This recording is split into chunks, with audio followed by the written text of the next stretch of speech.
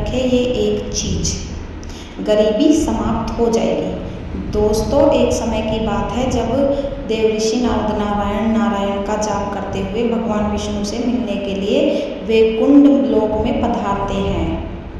फिर देव ऋषि नारद को देखकर भगवान विष्णु प्रसन्न होते हैं और कहते हैं, हे नारद, आज अचानक किस कारण से वैकुंठ लोक पर तुम्हारा आगमन हुआ है? अवश्य ही कोई विशेष कार्य होगी जिसका भाग बनकर तुम यहाँ पर आए हो। फिर नारद जी कहते हैं, हे प्रभु, आप तो अंतर्यामी हैं, भला आपसे कोई बात कैसे छिपी रह सकती है? हम यहाँ किस लिए आए हैं आपको भली भांति पता है।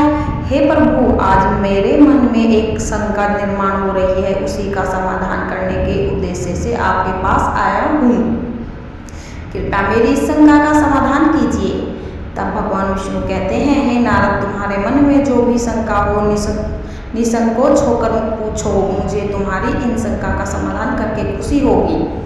तब नारद जी कहते हैं, हे प्रभु, आज मैंने नीलगिरी पर्वत पर एक बड़ी ही विचित्र घटना देखी है, जिसे मैं आपको सुनाता हूँ। मैं पृथ्वीलोक का भ्रमण कर रहा था, तभी मैंने नीलगिरी पर्वत के जंगलों में एक विचित्र नगर देखा। उस नगर में भील निवास करते थे। उन सभी की 4 भुजाएं थी और उन्होंने अपने हाथ में धनुष धारण किए हुए थे। वे सभी आपके पार्षदों के समान दिखाई पड़ रहे थे। वे फल मूल का आहार खाकर उदर निवार करते थे। उस समय उन्हें देखकर मेरे मन में संदेह खड़ा हुआ कि धनुष धारण किए हुए यह जंगली चतुर्भुज कैसे हुए? वैकुंठ लोक में निवास करने वाले पुण्य आत्माओं का जैसा स्वरूप है, उनकी जैसी 4 भुजाएं है, वैसा स्वरूप उस वन में रहने वाले भील लोगों को कैसे प्राप्त हुआ?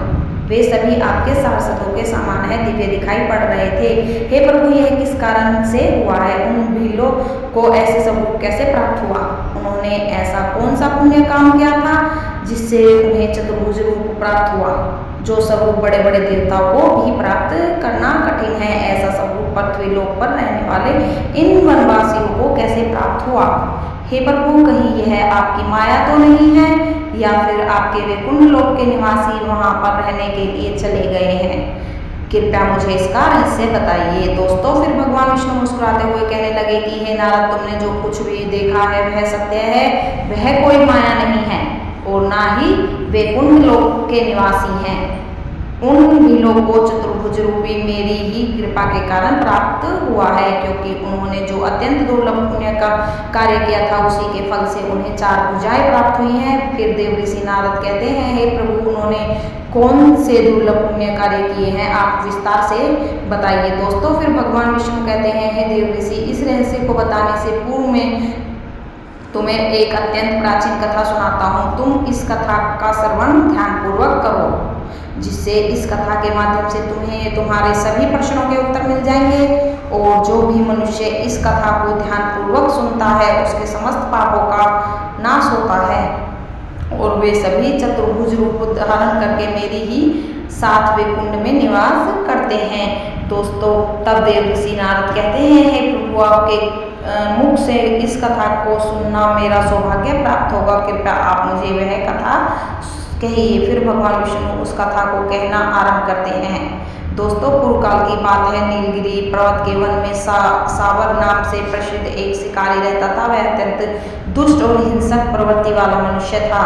सदैव अनेक जीवन जंतुओं की हत्या करना और दूसरों का धन लूटना ही यही उसका रोज का काम था, जिसमें क्रोध, द्वेष, काम आदि दोष सर्वदा उसके अंदर भरे रहते थे। वह वन में इधर उधर भटक कर आकाश ही खेल से निष्पा पशुओं पर प्रहार करता और उन्हें मार डालता था। फिर एक दिन वह शिकारी वन में भटक कर शिकार कर रहा था। उसके मन पर मूर्खता छाई हुई थी। उस दिन उसका अंत समय निकट आ चुका था। उसे इस बात का ज्ञान नहीं था, इसलिए वह हाथ में धनुष लेकर शिकार की खोज में चले लगा।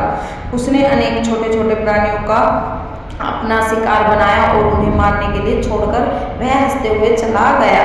फिर अचानक से एक विशाकाल्य आकार का शेर उसके सामने आ गया। शेर को देखकर वह शिकारी अत्यंत भयभीत हो गया और अपना धनुष निकालकर उस पर प्रहार करने लगा, किंतु वह काल रूपी शेर अत्यंत भयंकर था, जिससे उसके शरीर को टकराकर नीचे गिरने लगते थे। वह शेर उस शिकारी की ओर देखकर कहने लगा, हे दुष्ट, तूने मेरे वन में निवास करने वाले अनेक निशापात पशुओं के प्राण लिए हैं, इसलिए अब तू भी अपने प्राण गंवाने के लिए तैयार हो जाओ। शेर की गर्जना सुनकर वह शिकारी भयभीत हो गया और शीघ्रता से उस शेर पर आक्रमण करने लगा, किंतु शेर ने एक ही पंजा मारकर उस शिकारी को जमीन पर गिरा दिया, जिससे उस शिकारी का प्राण पखेरु हो गया और वह उसी क्षण मृत्यु को प्राप्त हो गया। जिससे उस शिकारी की मृत्यु के बाद उस स्थान पर यमराज के 2 दूत प्रकट हुए। उनके लंबे लंबे बाल, बड़े बड़े नाखून, लंबे लंबे दांत थे, जिससे वे हाथ में पास लेकर वहां पर पहुंच गए। वे दोनों ही काले खलूटे, सिर पर सिंह धारण किए हुए और हाथ में लोहे के दंड लिए हुए थे।